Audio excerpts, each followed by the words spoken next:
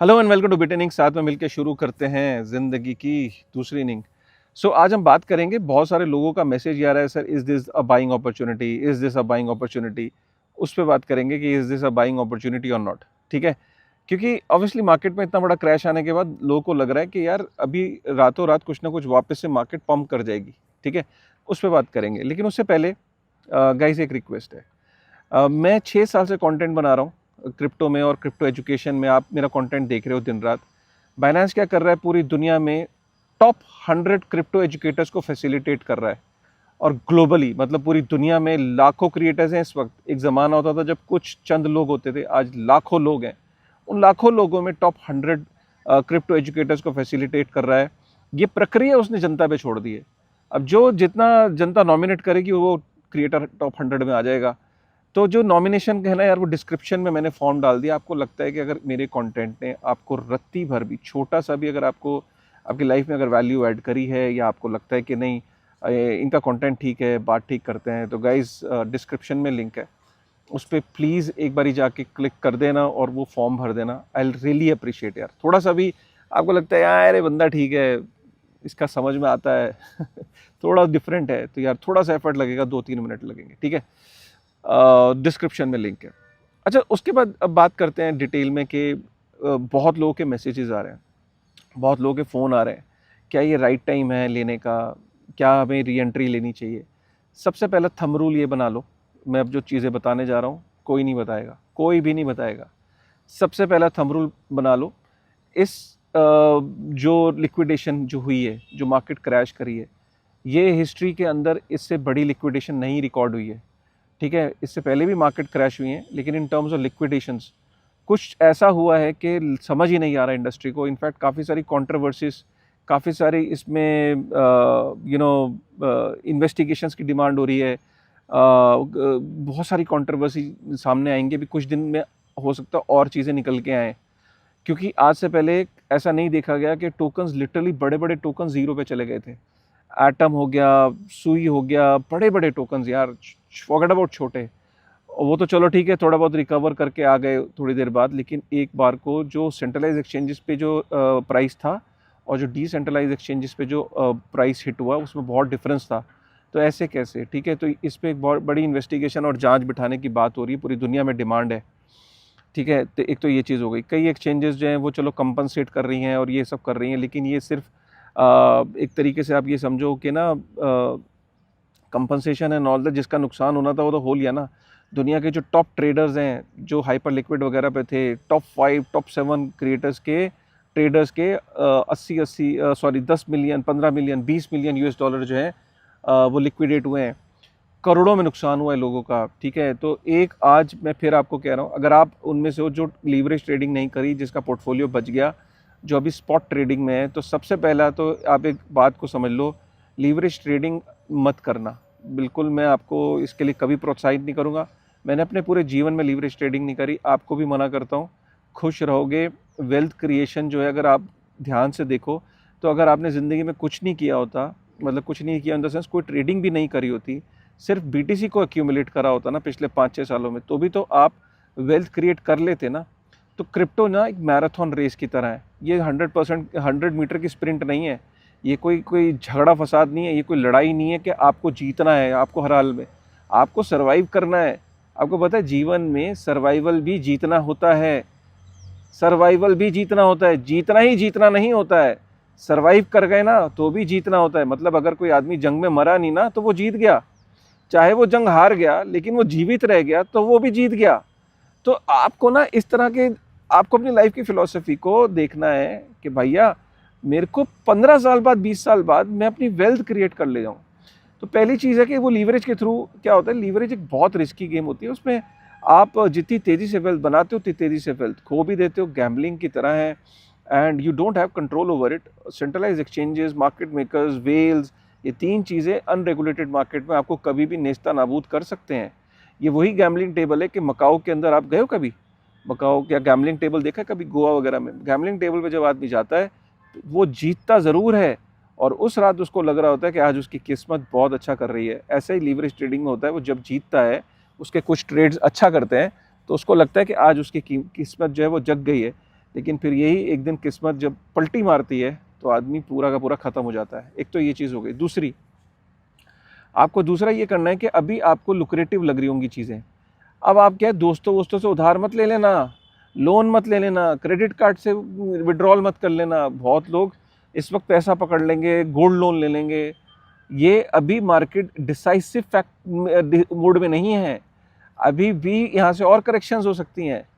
बात को समझ रहे हो? जब हमने क्रिप्टो के अंदर 70% करेक्शन देखते हैं, तो मैं ये नहीं कह रहा हूँ कि अभी बेयर मार्केट की शुरुआत हो गई है, लेकिन अभी भी ना जो मार्केट के सेंटीमेंट्स हैं वो अभी भी ऐसे स्टेज पे हैं कि चलो टैरिफ वाली तो चीज़ है ही है, साथ में ये जो कंट्रोवर्सी बनी है ना, इसमें बहुत ज़्यादा लोगों की डिमांड बढ़ती चली आ रही है। पूरी दुनिया में ऐसी कहानियाँ आ रही हैं लिक्विडेशंस की, जिसमें बड़े बड़े ट्रेडर से लेके बड़े बड़े वीसीज और बड़े बड़े लोग सब लिक्विडेट हुए हैं। तो आप सिर्फ अकेले लिक्विडेट नहीं हुए हो। तो एक ना माहौल क्रिएट हो गया सेंट्रलाइज एक्सचेंजेस और इन सब के प्रति, ठीक है, मार्केट मेकर्स के प्रति। विंटर म्यूट जो कि बहुत बड़ा मार्केट मेकर है, अभी उसकी एक कंट्रोवर्सी चली, एक र्यूमर चली कि वो पूरा का पूरा लिक्विडेट हो गया है। विंटर म्यूट एक बहुत बड़ा मार्केट मेकर है, अगर वो लिक्विडेट हो जाता है ना तो पूरी की पूरी मार्केट और क्रैश आता है। तो चलो वो सामने आया, उन्होंने मना किया कि नहीं ऐसा कुछ नहीं है, एंड वी आर हेयर, उन्होंने क्लैरिफिकेशन दी, ठीक है।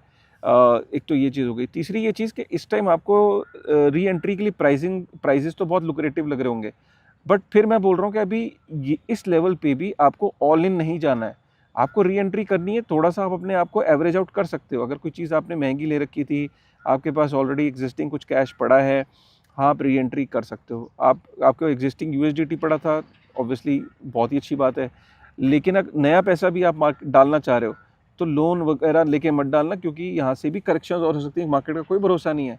मार्केट अभी भी जो सिर्फ पंप चीज़ें कर रही हैं वो प्रिवेसी कॉइन्स कर रहे हैं।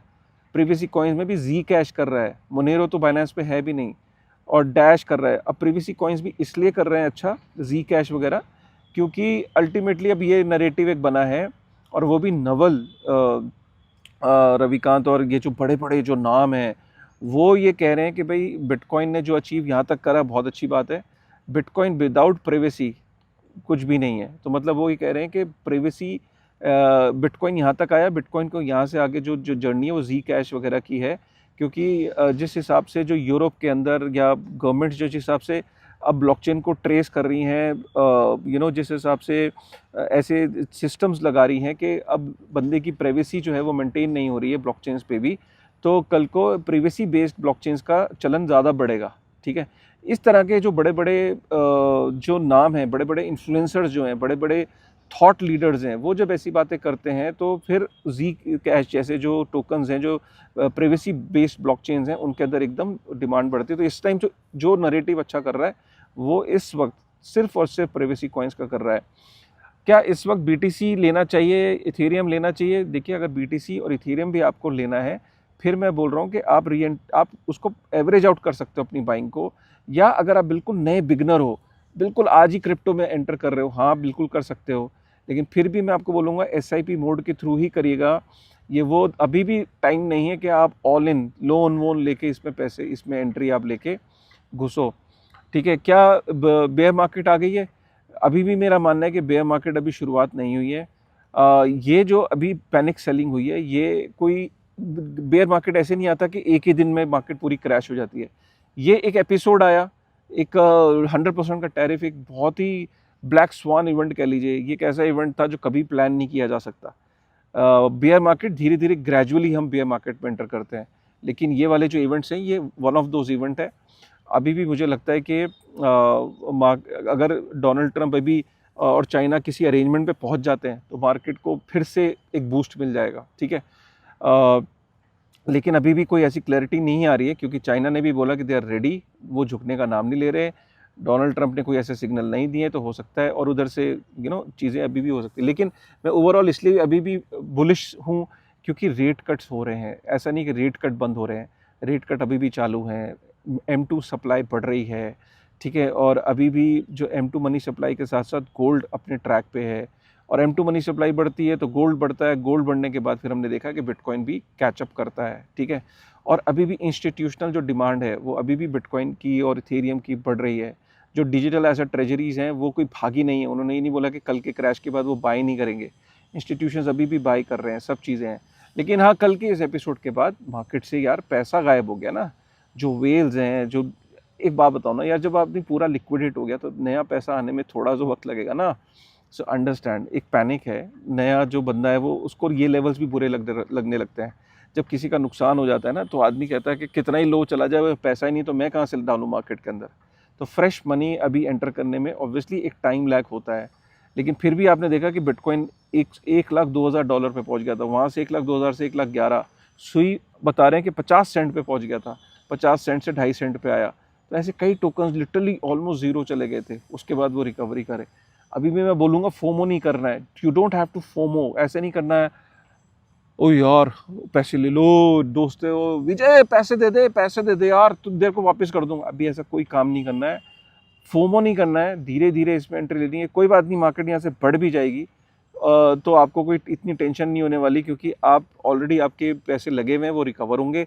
और आप फ्रेश पैसा भी डाल रहे हो तो अपना डालो, इधर उधर से पकड़ के मत डालो, क्योंकि अगर यहाँ से मार्केट नीचे जाती है, क्योंकि अभी एक अनडिसाइसिव, जितने भी मैंने अभी तक मीडिया आउटलेट्स और लोगों को सुना है, कोई कह रहा है बेयर मार्केट की शुरुआत हो गई है, कोई कह रहा है ये इसकी नहीं ये वापस से रिवर्स करेगी। Everybody is in total confusion state.